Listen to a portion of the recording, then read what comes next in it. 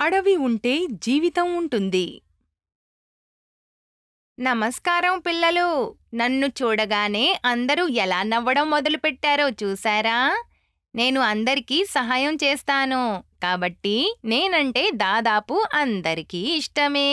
అవును, నేను ఒక మొక్క అంటే ఒక చెట్టుని. మిత్రులారా, పెద్ద మరియు చిన్న ఇలా అన్ని రకాల మొక్కలు దాదాపు ప్రతి చోట కనిపిస్తాయి. కానీ మా ఇల్లు ఒక అడవి మరియు మా మొక్కలన్నిటికీ అక్కడే ఉండడం ఇష్టం. పురాతన కాలం నుండి మానవ జీవితంలో అడవులకు ప్రత్యేక ప్రాముఖ్యత ఉంది. ఇవి మానవ జీవితానికి ప్రకృతి ప్రసాదించిన విశిష్టమైన కానుకల్లో ఒకటి. ఈ రోజులలో నగరాల్లో నివసించే ప్రజలు సహజమైన వస్తువుల కంటే ఎక్కువగా కృత్రిమ వస్తువులపై ఆధారపడుతున్నారు. ఇలాగే గిరిజనులు అనబడే ప్రజలు పూర్తిగా అడవులపై ఆధారపడుతున్నారు.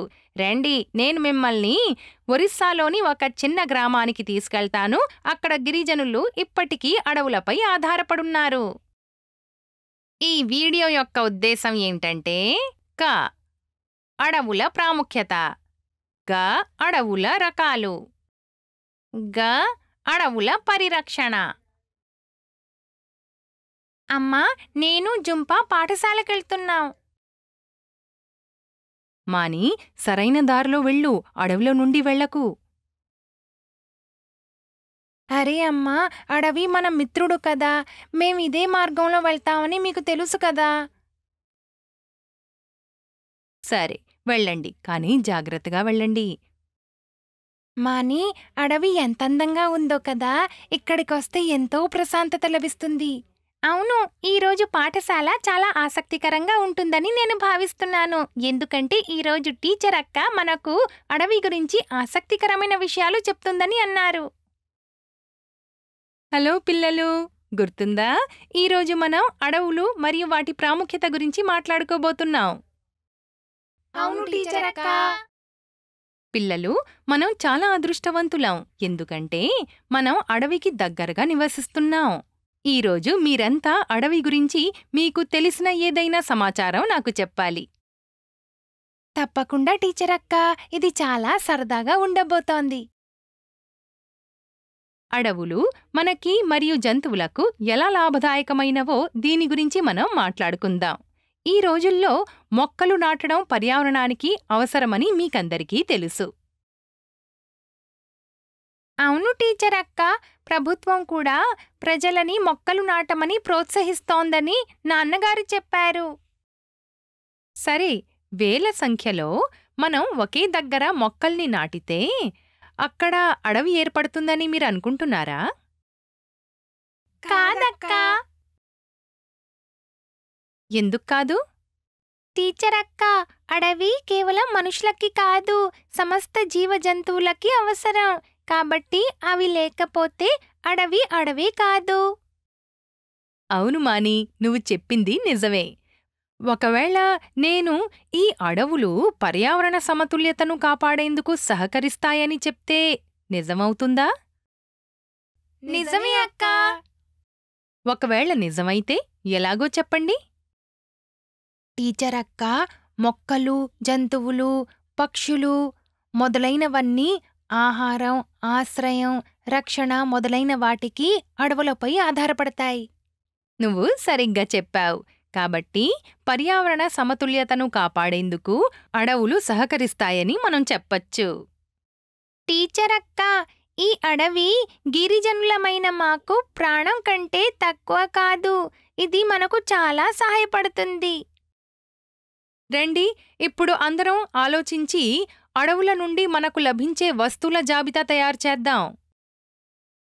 కలప, మందులు, పండ్లు, రబ్బర్లు మరియు అన్నిటికంటే ముఖ్యంగా శ్వాస తీసుకోవడానికి స్వచ్ఛమైన గాలి. వావ్ పిల్లలు, సరిగ్గా చెప్పారు. ఇవే కాక ఈ అడవి మనకు చాలా వస్తువులిస్తుంది. టీచర్ అక్క, ఈ అడవులు మనకింకా ఏమేమిస్తాయో మాకు తెలుసుకోవాలనుంది. అవును టీచర్ అక్క. పిల్లలు, ఈ అడవులు ఋతువులను సమతుల్యంగా ఉంచడానికి కూడా ఉపయోగపడతాయి. అదెలా టీచర్ అక్క? చెప్తాను. మహానగరాలతో పోలిస్తే మన దగ్గర ఎక్కువ వర్షపాతం జరుగుతుందని మీ అందరికీ తెలుసు. కానీ ఇదెందుకో మీకు తెలుసా? ఎందుకు టీచర్ అక్క? ఎందుకంటే మన రాష్ట్రంలో ఎక్కువ అడవులున్నాయి కాబట్టి. వావ్ అక్క, ఈ అడవులు వర్షపాతానికి ఎలా ఉపయోగపడతాయి? మాకు తెలుసుకోవాలనుంది. ఇది చాలా ఆసక్తికరంగా అనిపిస్తుంది. తప్పకుండా చెప్తాను పిల్లలు. చెట్లు మరియు మొక్కలు వాటి వేర్లతో భూమి యొక్క నీటిని గ్రహిస్తాయి. అవి ఆవిరిగా మారడం ద్వారా వాతావరణంలో మేఘాలుగా మారతాయి. దీని ఫలితంగా వర్షాలు కురుస్తాయి. మరియు ఈ చక్రం నిరంతరం కొనసాగుతుంది. టీచర్ అక్క, అడవులు నేల కోతను ఎలా ఆపుతాయి?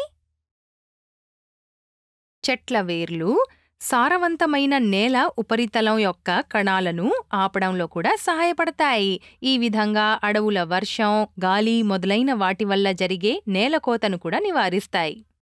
వావ్ టీచర్ అక్క, అడవులు వర్షాన్ని కురిపించడానికి మరియు నేల కోతను నివారించడానికి కూడా సహాయపడతాయని మాకు తెలీదు. అక్క, భూమి యొక్క 3/4 భాగం అడవులతో కప్పబడిందని నేను పుస్తకంలో చదివాను. నువ్వు చదివింది సరైంది మాని. మన దేశంలో వివిధ రకాలైన అడవులున్నాయి. అడవులలో కూడా రకాలుంటాయా? అవును, రండి ఒక ఆట ఆడదాం. నేను మీకు ఈ అడవుల పేర్లు చెప్తాను. మీరు అన్ని పేర్లని అర్థం చేసుకొని ఈ అడవులలో ఉండే చెట్లు ఎలా ఉంటాయో చెప్పండి. ఇది చాలా ఆసక్తికరమైన ఆట. అడగడం ప్రారంభించండి. సతత హరిత అడవులు. ఎల్లప్పుడూ పచ్చగా ఉండే అడవులు. సరిగ్గా చెప్పారు పిల్లలు. అవి ఎల్లప్పుడూ పచ్చగా ఎలా కనిపిస్తాయి? ఇవి ఎల్లప్పుడూ ఆకుపచ్చగా ఎందుకుంటాయంటే ఈ అడవిలోని చెట్ల ఆకులు ఒకేసారి రాలిపోవు. ఈ చెట్లు చాలా పొడవుగా ఉంటాయా? అవును, ఈ అడవులలో చెట్లు ఒకదానికొకటి ఆనుకొని పైకప్పుని ఏర్పరుస్తాయి. కాబట్టి ఈ అడవులలో కాంతి భూమి వరకు చేరదు. ఈ అడవులు ఋతుపవనాలు చాలా నెలల పాటు కొనసాగే ప్రాంతాల్లో పెరుగుతాయి. ఇరుగుడు, వేప, గున్నంగి మొదలైనవి ఇక్కడ పెరిగే చెట్లు. పిల్లలు, ఇరుగుడు చెట్లు యొక్క కలప మరియు వేప చెట్టు ఆకులతో ఎలాంటి ఉపయోగం ఉంటుందో చెప్పగలరా? సరే, ఇప్పుడు మీరు నాకు ఆకురాలే అడవి గురించి ఆలోచించి చెప్పండి. ఈ చెట్ల ఆకులు ఖచ్చితంగా రాలిపోతాయేమో. మీరంతా సరిగ్గా చెప్పారు. ఇవి ఋతుపవనాలు కొన్ని నెలలు మాత్రమే ఉండే ప్రాంతాల్లో ఉంటాయి. ఇక్కడ ఎక్కువగా టేకు చెట్లు ఉంటాయి. పిల్లలు, టేకు కలపను దేనికుపయోగిస్తారో మీకు తెలుసా? ఈ చెట్ల ఆకులు ఎప్పుడు రాలిపోతాయి? చాలా మంచి ప్రశ్న అడిగారు. ఇక్కడ ఉండే చెట్ల ఆకులు శీతాకాలం మరియు వేసవి కాలంలో రాలిపోతాయి. మార్చి మరియు ఏప్రిల్ నెలలో వీటికి కొత్త ఆకులు పెరగడం ప్రారంభిస్తాయి. టీచర్ అక్క, నేను ఒక అడవి పేరును ఊహించాలా? తప్పకుండా. పర్వత అడవులు. సరిగ్గా ఊహించావు జుంపా. ఈ అడవులను శంఖాకార అడవులు అని కూడా పిలుస్తారు. ఎందుకంటే వాటిలో విత్తనాలకు బదులుగా శంఖువులు ఉంటాయి. అక్క, పర్వతాలలో మంచు కురుస్తుంది. కాబట్టి ఈ అడవుల్లో కనిపించే చెట్ల ఆకులు వెడల్పుగా ఉండవు కదా? సరిగ్గా చెప్పావు మాని. ఈ అడవులలో పొడవైన వృక్షాలుంటాయి. వాటి ఆకుల చివరలు పదునుగా ఉంటాయి మరియు కొమ్మలు కిందకి వంగి ఉంటాయి. దీని కారణంగా మంచు కురిసినప్పుడు ఆకులపై నుండి కిందకు జారిపోతుంది. టీచర్ అక్క, నేను రకరకాల చెట్లను ఊహించుకుంటున్నాను. ఇప్పుడు నేను ఆలోచించి తదుపరి అడవి పేరు చెప్తాను. టీచర్ అక్క, ముళ్ళ అడవులుంటాయా? తప్పక ఉంటాయి. ఈ అడవులు భారతదేశంలో తక్కువ తేమ ఉన్న ప్రదేశాల్లో కనిపిస్తాయి. వీటిలో కొన్ని చెట్ల ఆకులు మందంగా మరియు మైనం కలిగుంటాయి. దీంతో నీరు తొందరగా ఆవిరి కాకుండా ఉంటుంది. కొన్ని చెట్లకి ముళ్ళు ఉంటాయి. ఈ ముళ్ళు నీటి ఆవిరిని తగ్గిస్తాయి మరియు జంతువుల నుండి చెట్టును కూడా కాపాడతాయి. ప్రకృతి మనకు చాలా ఇస్తుంది. ఎన్ని రకాల అడవులున్నాయో కదా. అవును పిల్లలు, ప్రకృతి మనకి చాలా ఇస్తుంది. ఇప్పుడు ఏ అడవుల గురించి చెప్తానో వాటి గురించి మీరెప్పుడూ ఊహించి ఉండరు. తొందరగా చెప్పండి టీచర్ అక్క. ఈ అడవులను మడ అడవులు అంటారు. ఈ చెట్లు నది ఒడ్డున పెరుగుతాయి. ఈ అడవులు నదుల ద్వారా మోసుకెళ్లే మట్టిని పెంచుతాయి. ఈ చెట్లు బురదలో పెరుగుతాయి. ఈ చెట్ల వేర్లు బురదకి బయట పెరుగుతాయి. ఇవి శ్వాసక్రియకు కూడా ఉపయోగపడతాయి.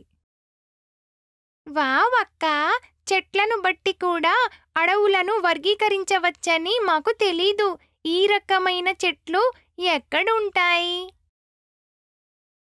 ఈ చెట్టు పశ్చిమ బెంగాల్లోని సుందర్బన్లో ఉంటాయి. పిల్లలు, అడవులు మనకి నిధి వంటివి. కాని పెరుగుతున్న జనాభా కారణంగా అడవులు నరికివేయబడుతున్నాయి. వీటి నుండి మనకు చాలా ఉపయోగకరమైన వస్తువులు లభిస్తాయి. వీటిని కొట్టివేసి మనిషి కొత్త ఇళ్ళు మరియు ప్రాజెక్టులు మొదలైనవి నిర్మిస్తున్నాడు. ఈ అడవులపై పూర్తిగా ఎంతమంది ఆధారపడి ఉన్నారో తెలిసి కూడా వీటిని నరికివేస్తున్నారు. ఇది ఆందోళన కలిగించే విషయం. పిల్లలు, మీరేమనుకుంటున్నారు? అడవులను కొట్టివేయడం, అడవుల నుండి దూరమవ్వడం సరైందేనా? ఇది జంతువులతో పాటు మనుషులకు కూడా హానికరమని మీరు భావిస్తున్నారా? ప్రజలు అడవులను నరికివేయడాన్ని ఎప్పుడు వ్యతిరేకించలేదా? వ్యతిరేకించారు. 1973లో ఉత్తరప్రదేశ్లోని అలకనందా లోయలోని మండల్ గ్రామంలో అటవీ శాఖ కాంట్రాక్టర్లు అడవులను నరికివేయడం ప్రారంభించారు. అడవులను ఇలా నరికివేయడం చూసి గ్రామంలోని మహిళలు చెట్లని పట్టుకుని నిలబడ్డారు. అందుకే ఈ ఉద్యమానికి చిప్కో ఉద్యమం అని పేరు పెట్టారు. ఈ ఉద్యమంతో ప్రజలు అడవులను మరియు చెట్లను కాపాడుకున్నారు. టీచరక్క, ఈ ఉద్యమానికి ఎవరు నాయకత్వం వహించారు? సుందర్లాల్ బహుగుణ. ఆయన పర్యావరణవేత్త. అక్రమ అడవుల నరికివేతను ఆపాలని, అడవులపై ఆధారపడిన గిరిజన్ ప్రజల అటవీ హక్కులను కాపాడాలని ఈ ఉద్యమం చేశారు. వీరిలాగే మనం కూడా అన్ని చెట్లను మరియు అడవులను సంరక్షించే బాధ్యతని తీసుకొని వీటిని కాపాడొచ్చు. టీచరక్క, అడవులను కాపాడ్డానికి మన ప్రభుత్వం కూడా ఎన్నో పథకాలు అమలు చేసుంటుంది కదా. అవును, మన ప్రభుత్వం వన మహోత్సవం, సామాజిక అటవీ ఉద్యమం మొదలైనవి ప్రారంభించింది. టీచరక్క, పర్యావరణ దినోత్సవం కూడా జరుపుకుంటారని మేం విన్నాం. అవును, సరిగ్గా చెప్పావు. ప్రతి సంవత్సరం జూన్ 5కి ప్రపంచ పర్యావరణ దినోత్సవం జరుపుకుంటారు. ప్రజలంతా ఈరోజు చెట్లు నాటుతారు మరియు పర్యావరణాన్ని కాపాడతామని ప్రతిజ్ఞ చేస్తారు. ఇప్పటి నుండి మనమందరం కూడా ప్రతి సంవత్సరం ఈ రోజున మొక్కలు నాటడం మర్చిపోవద్దు. మీరేమంటారు స్నేహితులారా?